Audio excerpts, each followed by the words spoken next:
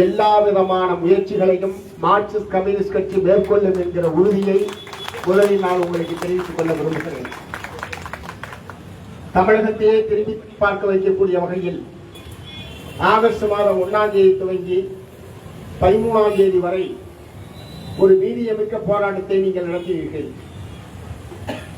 அந்த போராட்டம் அது ஏதோ 5வது 6வது மண்டலத்துக்கான போராட்டமாக இல்லாமல் தமிழ்நாடு முழுதும் இருக்கக்கூடிய பல லட்சக்கணக்கான தூய்மை பணியாளர்களுடைய வாழ்க்கை நிலை எவ்வளவு மோசமாக இருக்கிறது, எவ்வளவு கொடூரமான சுரண்டலுக்கு இந்த தொழிலாளர்கள் ஆளாக்கப்பட்டிருக்கிறார்கள், இதில் அரசாங்கம் தான் போட்ட அரசாணையை எப்படி செயல்படுத்தாமல் மோசடி செய்கிறது என்பதையெல்லாம் பொது சமூகத்தின் முன்னால் அம்பலப்படுத்திய மிகப்பெரிய போராட்டமாக அந்த ஆகஸ்ட் 1ஆம் தேதியிலிருந்து 13ஆம் தேதி வரை நடைபெற்ற போராட்டம் இருந்தது என்பதை மிக பெருமையோடு நான் இங்கே குறிப்பிட விரும்புகிறேன்.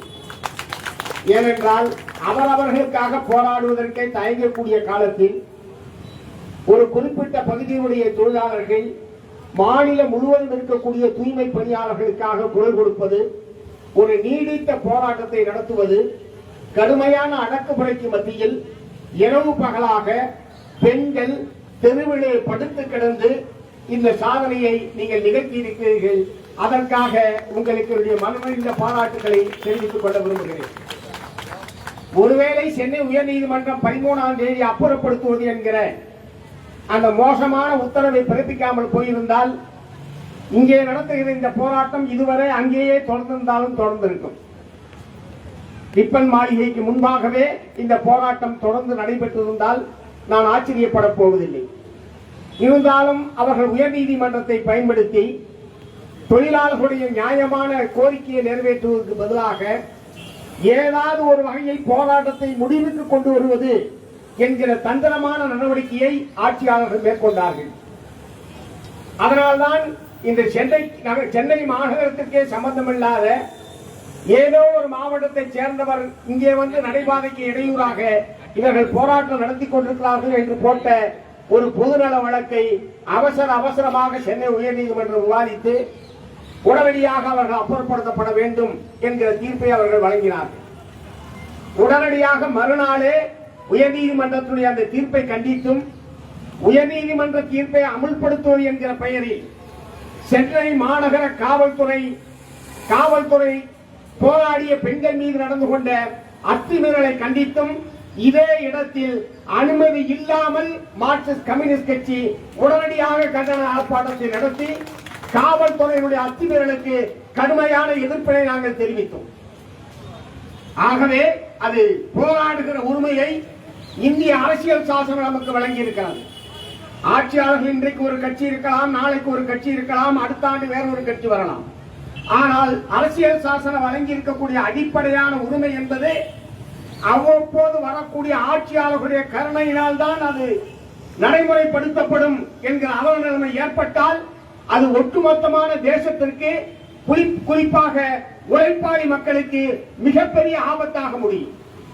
ஆகவே போராடுகிற உரிமையை இந்திய அரசியல் சாசனம் நமக்கு வழங்கி இருக்கிறது. எதற்காக நாம் போராடுகிறோம்? உயிர் வாழுகிற உரிமையையும் இந்திய அரசியல் சாசனம் நமக்கு வழங்கி இருக்கிறது. உயிர் வாழுவது என்று சொன்னால் ஏதோ மிருகங்களைப் போல, ஏதோ விலங்குகளைப் போல கிடைத்த இடத்தில் உண்டு, கிடைத்த இடத்தில் உறங்கி எழுவதல்ல உயிர் வாழுகிற உரிமை என்பது. உயிர் வாழுகிற உரிமை என்பது சுதந்திரமாகவும் கௌரவமான முறையிலும் அந்த வாழ்க்கை என்பது இருக்க வேண்டும். நாம் கௌரவமாக வாழ வேண்டும் என்று சொன்னால் நிரந்தரமான வேலை என்பது வேண்டும். நாம் கௌரவமாக வாழ வேண்டும் என்று சொன்னால் நியாயமான சட்டப்படியான ஊதியம் என்பது உத்தரவாதப்படுத்தப்பட வேண்டும். நிரந்தரமான வேலையும் பாதுகாப்பான ஊதியமும் இல்லை என்று சொன்னால் எப்படி நாம் உயிர் வாழ முடியும்? எப்படி நாம் கௌரவமான ஒரு வாழ்க்கையை வாழ முடியும்? அதற்கான போராட்டத்தை தான் நீங்கள் துவக்கினீர்கள். தமிழ்நாட்டினுடைய பல்வேறு மாநகராட்சிகளில், நகராட்சிகளில் தூய்மை பணியாளர்கள் அந்த போராட்டத்தை அவ்வப்போது தொடர்ந்து நடத்தி கொண்டிருக்கிறார்கள். ஆகவே நாம் நடத்துகிற போராட்டம் என்பது கௌரவமான ஒரு வாழ்க்கைக்காக, சட்டப்படியான ஊதியத்திற்காக, தமிழ்நாடு அரசாங்கம் போட்ட அரசாணையை தமிழ்நாடு அரசாங்கம் நிறைவேற்ற வேண்டும் என்பதுதான். நம்ம ஒன்றும் புதுசா ஒண்ணு கோரிக்கை வைக்கலையே. நீங்க தமிழ்நாடு அரசாங்கம் போட்ட அரசாணையின்படி எங்களுக்கு ஊதியத்தை வழங்குங்கள். ஏற்கனவே மாநகராட்சி பணியாளர்கள் என்கிற முறையில் நாங்கள் இருக்கிறோம். அது தொடர வேண்டும். ஒரு பணி பாதுகாப்பு என்பது வேண்டும். இதுல என்ன அரசாங்கத்துக்கு சிரமம் இருக்க முடியும்? நீங்கள் தவறான ஒரு கொள்கை முடிவை எடுத்து ஒப்பந்தத்துக்கு விடுவது என்கிற ஒரு தவறான கொள்கை முடிவை நீங்கள் எடுத்தீர்கள். அது தொழிலாளர்கள் சோர்ந்திருந்த நேரத்தில் அல்லது தொழிலாளர்கள் ஒற்றுமையின்மையை பயன்படுத்தி அல்லது அதிகாரத்தை பயன்படுத்தி அதை நீங்கள் அமல்படுத்திக் கொண்டிருக்கிறீர்கள். ஏதோ ஒரு குறிப்பிட்ட வட்டத்தில் தொழிலாளர்கள் ஒன்று திரண்டு ஒற்றுமையாக தங்களுடைய பணியை பாதுகாத்துக் கொள்ள வேண்டும் என்கிற ஒரு விழிப்புணர்வு ஏற்பட்டிருக்கிற போது அதை உணர்ந்து அங்கீகரிப்பதற்கு பதிலாக மற்ற இடங்களில் எல்லாம் ஒப்பந்தம் விட்டுவிட்டோம், மற்ற இடங்களில் எல்லாம் குறைந்த கூலிக்கு அவர்கள் வேலை செய்ய ஒப்புக்கொண்டிருக்கிறார்கள், ஆகவே நீங்களும் ஒப்புக்கொள்ள வேண்டும் என்பது எந்த விதமான நியாயமாக இருக்க முடியும்? எந்த விதத்தில் இதை ஏற்க முடியும்? ஆகவே தமிழ்நாடு அரசாங்கத்துடைய அணுகுமுறை இந்த தூய்மை பணியாளர்களுடைய 5வது 6வது வட்டத்துடைய தொழிலாளர்களுடைய பிரச்சனையில் தமிழ்நாடு அரசாங்கத்துடைய அணுகுமுறை என்பது கடுகளவும் ஏற்க முடியாது என்பதை நான் திட்டவட்டமாக தெரிவிக்க விரும்புகிறேன்.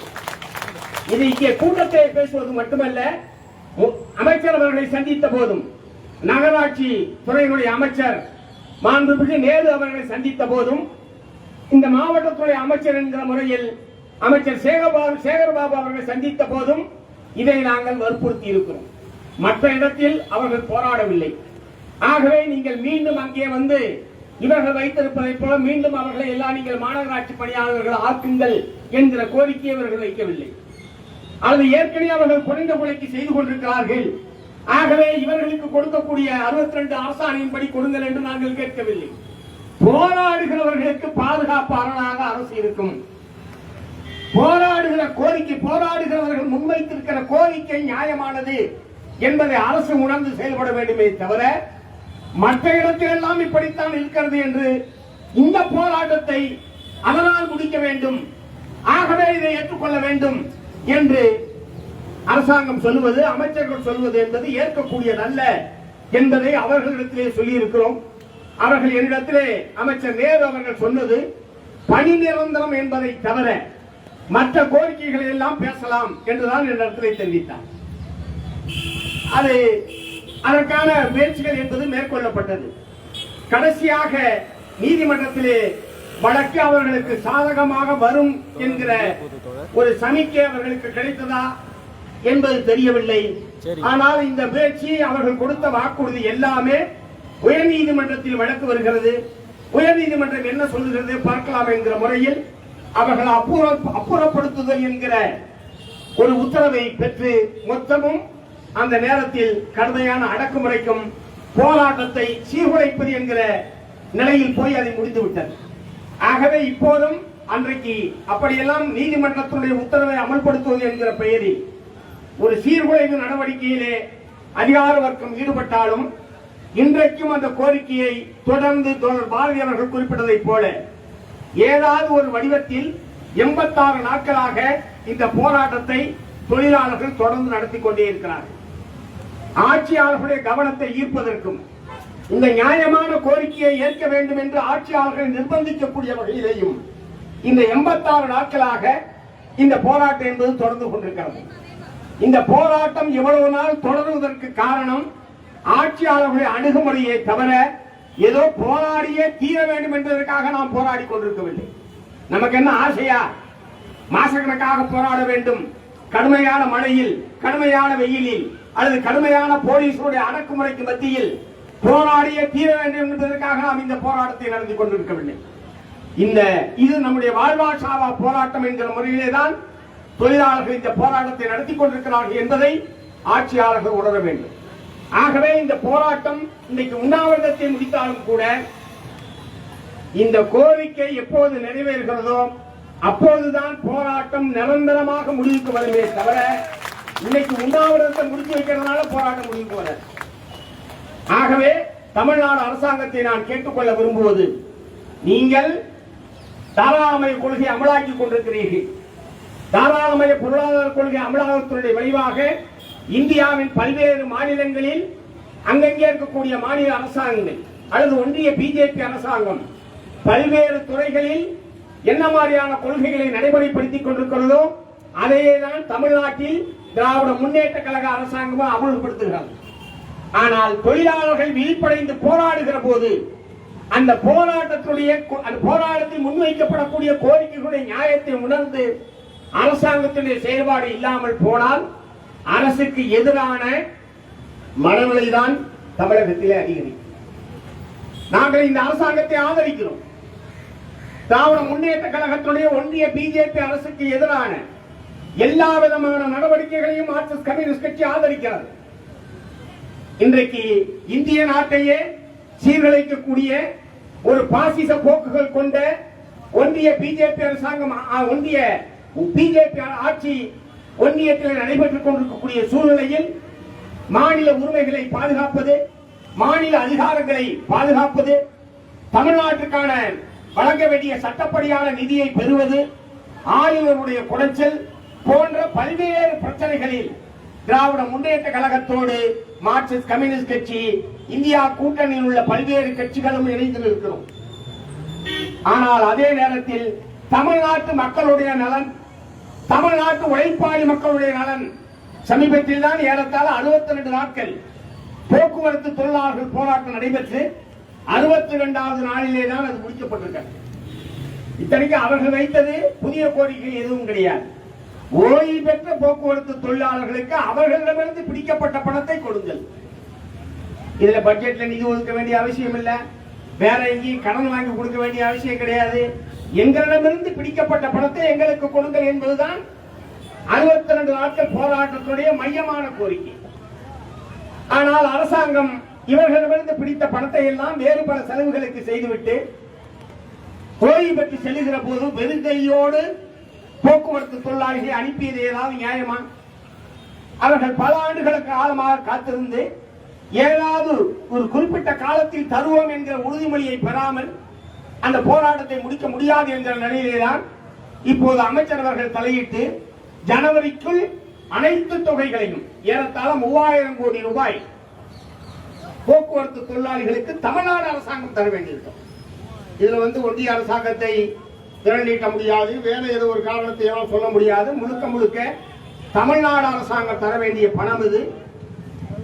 ஜனவரி இறுதிக்குள் மொத்த பணத்தையும் கொடுத்து விடுகிறோம் என்கிற உத்தரவாதத்தை போக்குவரத்து துறை அமைச்சர்கள் தொழிற்சங்க தலைவர்களோடு பேசி உறுதிப்படுத்தியதற்கு பிறகுதான் அந்த நீடித்த போராட்டம் என்பது முடிவுக்கு வந்திருக்கிறது. ஏனென்றால் அதை வேறு விதமான நிலைப்பாட்டை அரசாங்கம் எடுக்கவே முடியாது.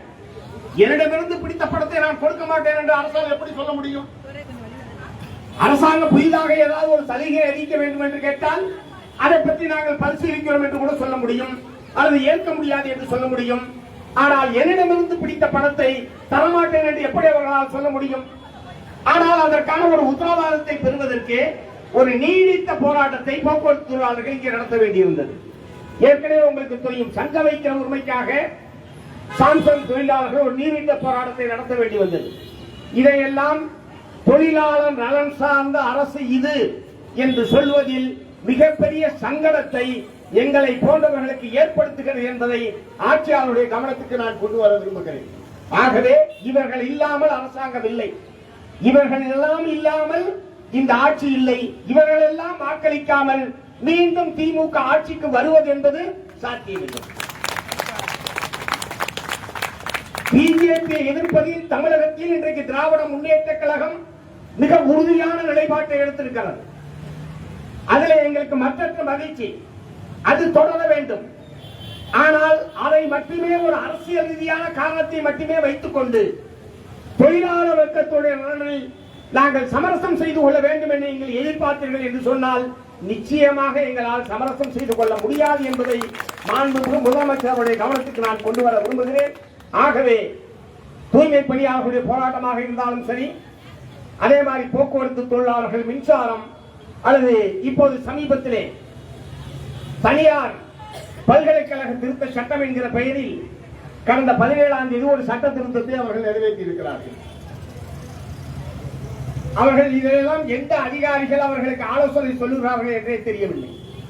தமிழ்நாட்டில் ஏராளமான அரசு உதவி பெறும் தனியார் கல்லூரிகள் இருக்கிறது.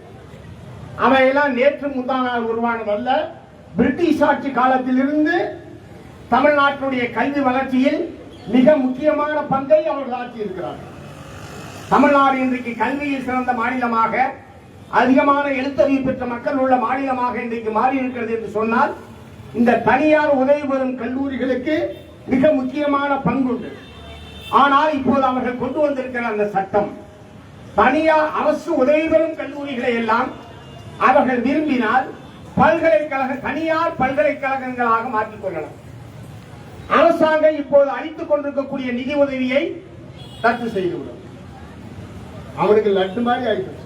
நீங்க என்ன பெருசா பணம் கொடுத்துருவீங்க? ஆசிரியர்களுக்கு சம்பளத்துக்கு பணம் தருவீங்க. அவன் தனியார் பல்கலைக்கழகமாக மாற்றிக்கொள்ளலாம் என்று நீங்கள் அறிவித்து விட்டால் ஒவ்வொரு மாணவரிடமிருந்து பல லட்சக்கணக்கான ரூபாய்களை பெறுவதன் மூலமாக இவ்வளவு காலமும் அரசு உதவி பெற்று வளர்ந்த அந்த கல்வி நிறுவனங்கள் மொத்தமும் தனியார் முதலாளிகளுக்கு முழுக்க முழுக்க சொந்தமாக மாறிவிடும் என்பதைத்தான் இந்த சட்டத்தின் மூலமாக நீங்கள் ஒரு நல்ல வாய்ப்பை தனியார் முதலாளிகளுக்கு ஏற்படுத்தியிருக்கிறீர்கள். அந்த பல்கலைக்கழகத்துக்கான பரப்பளவை குறைத்து விட்டீர்கள். 100 ஏக்கர் இருக்க வேண்டிய அவசியம் இல்லை. சென்னையிலே ஒருவன் பல்கலைக்கழகத்தை துவக்க வேண்டும் சொன்னால் 25 ஏக்கர் இருந்தா போதும். 25 ஏக்கர் இருந்தா போதும். இந்த ஒரே ட்ரெயினை 4 ட்ரெயினா விடுறான் பாருங்க. முத நாள் ஒரு பேரு, அது திரும்பி வந்ததுன்னா அடுத்த நாள் ஒரு பேரு, அப்புறம் திரும்பி வந்ததுன்னா இன்னொரு ஊருக்கு போது இன்னொரு ஊர்ல பேரு, இப்படி ஒரே ட்ரெயின் 3-4 ட்ரெயினா போயிட்டு தெரியுமா உங்களுக்கு? மும்பைக்கு போச்சுன்னா மும்பை எக்ஸ்பிரஸ், அதே சேலத்துக்கு போச்சுன்னா சேலம் எக்ஸ்பிரஸ். ஒரே ட்ரெயின் தான், ஒரே தண்டவாளம் தான், ஒரே சக்கரம் தான், ஒரே ரயில் பெட்டி தான். அந்த மாதிரி இந்த தனியார் பல்கலைக்கழகங்கள் எல்லா விதமான பாடங்களையும் பட்டங்களையும் பட்ட படிப்புகளையும் அவர்கள் உருவாக்கிக் கொள்ளலாம். ஒரே ஆசிரியர் பலவிதமான வேஷம் போடுவார். ஆகவே ஒரு மிகப்பெரிய கொள்ளை நடப்பதற்கான வாய்ப்பு என்பது இருக்கிறது. லட்சக்கணக்கில் பணம் கொடுத்தால்தான் அங்கே சேர முடியும் என்று சொன்னால் சாதாரண ஏழை எளிய மாணவர்கள், நம்முடைய குடும்பத்தை சார்ந்த நம்முடைய குழந்தைகள் அந்த கல்லூரிகளில் படித்து நம்பிக்கின்ற மாணவர்கள் என்ன கதிக்கு ஆளாவார்கள்? ஆகவே தமிழ்நாடு அரசாங்கத்துடைய இத்தகைய தமிழக நலனுக்கு விரோதமான, தமிழக மக்களுடைய நலனுக்கு விரோதமான செயல்களை நாங்கள் கடுமையாக எதிர்க்கிறோம். இத்தகைய பிரச்சனைகளில் தமிழ்நாடு அரசாங்கத்துடைய அணுகுமுறையில் மாற்றம் வேண்டும் என்று மார்க்சிஸ்ட் கம்யூனிஸ்ட் கட்சி வற்புறுத்துகிறது. ஆகவே உங்களுடைய இந்த நியாயமான கோரிக்கை, இந்த நியாயமான போராட்டம் முழுமையாக வெற்றி பெற வேண்டும் என்று மார்க்சிஸ்ட் கம்யூனிஸ்ட் கட்சி விரும்புகிறது. அரைகுறையாக அல்ல, பணி நிரந்தரம் செய்யப்பட வேண்டும் என்று நாங்கள் கோருகிறோம். நான் சமீபத்திலே ட்ரெயின்ல வந்துட்டு இருந்தேன். சில நாட்களுக்கு முன்பாக ஒரு பெண்மணி வந்து ரொம்ப வணக்கம் சொல்லிட்டு, வணக்கம் ஐயா, ரொம்ப நன்றி, உங்களால தான் இன்னைக்கு நான் அதிகாரியா இருக்கிறேன்னு சொன்னாங்க. நான் அவங்களை அதுக்கு முன்னாடி முன்னம்பட பார்த்தது இல்லை. இல்லையம்மா நீங்க யாருன்னு தெரியலையே, உங்களை இதுக்கு முன்னாடி நான் பார்த்தது இல்லையா? இல்லையா, நானும் உங்களை பார்த்தது இல்லை, நீங்களே என்னை பார்த்திருக்க முடியாது. ஆனால் இந்த அருந்ததியர் உள் ஒதுக்கீடு என்பதை மார்க்சிஸ்ட் கம்யூனிஸ்ட் கட்சி பெற்றுத்தந்த காரணத்தினால்தான் இன்றைக்கு மாவட்ட காவல் உதவி கண்காணிப்பாளராக என்னுடைய குடும்பத்திலிருந்து முதல் பட்டதாரி, முதல் அதிகாரியாக நான் வந்திருக்கிறேன். அருந்ததியர் சமுதாயத்தை சார்ந்த அவருக்கு ஒரு டிஎஸ்பி ஆக இருக்கிறார். ஆகவே இந்த மாதிரி இத்தனைக்கு அவருடைய பெற்றோர்கள் இருவருமே தூய்மை பணியாளர், ஆனால் நிரந்தரமான தூய்மை பணியாளர். மற்றொரு அதிகாரியை சந்தித்தேன், நகராட்சியினுடைய ஆணையராக இருக்கிறார். அவர் அருந்ததிய சமுதாயத்தை சார்ந்தவர். அதே நகராட்சிக்கு உட்பட்ட பகுதியிலே தான் அவருடைய பெற்றோர்கள் இருவரும் நிரந்தர தூய்மை பணியாளர்களாக இருக்கிறார்கள். அவருடைய பெற்றோருக்கு அவர் அதிகாரி. அவருடைய பெற்றோருக்கு மட்டுமல்ல, ஒட்டுமொத்த நகராட்சிக்கு ஆணையராக இந்த உள்ஒதுக்கீட்டு வாய்ப்பை பயன்படுத்தி அவர் ஆணையராக பதவியேற்றிருக்கிறார். இப்படி நம்முடைய அடுத்த தலைமுறை படித்து முன்னேறுவதற்கும் அரசுடைய உயர் பதவிகளுக்கு செல்வதற்கும் இந்த தூய்மை பணியாளர்களுடைய நிரந்தரமான வேலை என்பதும் பாதுகாப்பான ஊதியம் என்பதுதான் அடிப்படையாக இருந்திருக்கிறது. தவிர அது இல்லாமல் போயிருந்தால் இப்படிப்பட்ட மாற்றங்களை நம்முடைய குடும்பங்களிலே கண்டிருக்க முடியுமா என்பதை நான் உங்கள் மத்தியிலே கேட்க விரும்புகிறேன். ஆகவே தலைமுறை தலைமுறைக்கும் இதே வேலையை செய்ய வேண்டும் என்கிற முறையில் நாம் இந்த கோரிக்கையை முன்வைக்கவில்லை. இதில் மிகச்சரியாக போட்டிருப்பதை போல இது எந்திரமயமாக்கப்பட வேண்டும். தூய்மை பணி என்பது எந்திரமயமாக்கப்பட வேண்டும். மற்ற பலவற்றில் எந்திரமயத்தை நாம் எதிர்க்கிறோம். ஏனால் அது நம்முடைய வேலை வாய்ப்பை பறிக்கிறது, புதிய வேலை வாய்ப்புகளை சுருக்குகிறது. ஆகவே மற்ற பல துறைகளில் எந்திரமயமாக்கலை நாம் எதிர்க்கிறோம். ஆனால் தூய்மை பணி சம்பந்தப்பட்ட விஷயத்தில் எந்திரமயமாக்கலை நாம் வரவேற்கிறோம். சமீபத்தில் முதலமைச்சர் அவர்களை சில நாட்களுக்கு முன்பாக நாங்கள் சந்தித்து ஒரு மிக முக்கியமான கோரிக்கை அவரிடத்திலே எழுப்பியிருக்கிறோம். துப்புரவு பொறியியல் துறை என்று ஒரு படிப்பை சென்னை அண்ணா பல்கலைக்கழகத்தில் நீங்கள் உருவாக்கிட வேண்டும். ஒரு துப்புரவு பொறியியல் துறை, புதிய புதிய இயந்திரங்களை தூய்மை பணியில் மனிதர்களை பயன்படுத்துவதற்கு பதிலாக புதிய புதிய இயந்திரங்களை கண்டுபிடிப்பதற்கான ஒரு பட்டப்படிப்பை அண்ணா பொறியியல் கல்லூரியில் நீங்கள் துவக்க வேண்டும் என்கிற மிக முக்கியமான கோரிக்கையை மாண்புமிகு முதலமைச்சரிடத்திலே நாங்கள் தெரிவித்திருக்கிறோம். அவருடன் உடனிருந்த தமிழ்நாடு அரசாங்கத்துடைய தலைமைச் செயலாளர் திரு முருகானந்தம் ஐஏஎஸ் அவர்கள் முதலமைச்சர் அவர்கள் சொன்னால் அதற்கான பணிகளை துவக்குவதற்கு நாங்கள் தயாராக இருக்கிறோம் என்பதை முதலமைச்சருக்கு முன்பாகவே தலைமைச் செயலாளர் அவர்கள் தெரிவித்தார்கள். ஆகவே பல நாடுகளில் புதிய புதிய இயந்திரங்கள் கண்டுபிடிக்கப்பட்டு நடைமுறையில் இருந்தாலும் இங்கேயே அதற்கான பொறியாளர்களை உருவாக்குவது என்பது மேலும் சிறந்ததாக இருக்கும். இங்கேயே புதிய புதிய இயந்திரங்களை நம்முடைய நாட்டுடைய நிலைமைக்கேற்ப உருவாக்குவது என்பது மேலும் சிறப்பானதாக இருக்கும் என்கிற முறையிலே தான் அந்த கோரிக்கையை மாண்புமிகு முதலமைச்சர் அவர்கள் நாங்கள் எழுப்பி இருக்கிறோம். அரசாங்கத்துடைய தலைமைச் செயலாளர் அது நியாயமான கோரிக்கை என்பதை அங்கேயே அவர் வற்புறுத்தி இருக்கிறார். ஆகவே அந்த வகையில் இப்போது இருப்பவர்களை நிரந்தரப்படுத்துங்கள், நவீனமயப்படுத்துங்கள், நவீன எந்திரங்களை கொண்டு வந்து தூய்மை பணியில் இருந்து மனிதர்களை விடுவிப்பதற்கான எல்லா முயற்சிகளையும் விடுங்கள். ஆனால் அதுவரை எந்த விதமான பாதுகாப்பு இல்லாமல் அத்தக்கூலி பணி பாதுகாப்பு கிடையாது, எப்போது வேண்டுமானாலும் ஒப்பந்த நிறுவனத்தால் வெளியேற்றப்படலாம் என்கிற அவல நிலையை ஒருபோதும் ஏற்க முடியாது என்பதை இந்த நேரத்தில் நான் தெரிவித்துக் கொள்ள விரும்புகிறேன். ஆகவே அந்த வகையில் இன்றைக்கு ஆயிரக்கணக்கிலே திரண்டு காலையிலிருந்து இந்த உண்ணாவிரத போராட்டத்தில் கலந்து கொண்டிருக்கக்கூடிய அத்தனை தொழிலாளர் தோழர்களுக்கும், இந்த போராட்டத்தை ஒருங்கிணைத்திருக்கக்கூடிய நிர்வாகிகளுக்கும், இந்த போராட்டத்தில் அனைத்து கட்சி தலைவர்களும் கலந்து கொண்டு மக்களுடைய குரலுக்கு ஆதரவாக மக்களுடைய கோரிக்கைகளை வழிமொழிந்திருக்கிற அனைவருக்கும் என்னுடைய நெஞ்சார்ந்த பாராட்டுகளையும் வாழ்த்துக்களையும் தெரிவித்து உண்ணாவிரதத்தை முடித்து வைக்கிறேன். நன்றி, வணக்கம்.